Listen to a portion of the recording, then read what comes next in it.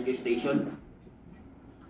Kanang tag-serve ng PNP na warrant of arrest, isa ra na sa multiple complaints na tag-file na mo against dyan sa members ng federal. Actually, kung lang yan siya, usurpation of authority under Article 117 of the Revised Penal Code of the Philippines. There are remaining na mugawasay pa ng mga warrants of arrest against sa mga members na yan.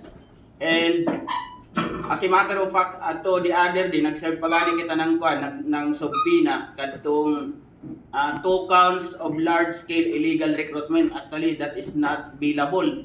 And kadtong qualified trafficking in person, the same not billable.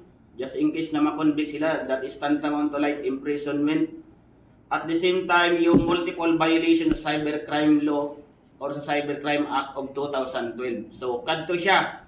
But may other pa siya, may mga criminal complaints na na-file na dili pa na igawas ang warrant. But initially, doon sa 12 na na-file nato na criminal complaints, upat ang na-found out ng upat na ang na-resolve ng fiscal kadtong alarming scandal, I think grave coercion, saka usurpation of authority, saka kadtong I think sa physical injury.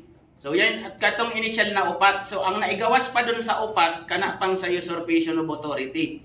So may yan siya, may corresponding na bail 30,000 each sa kada member na na-include dun sa warrant of arrest. So mautang ko na mo diyan sa mga nadakpan nato diri sa na member ng federal.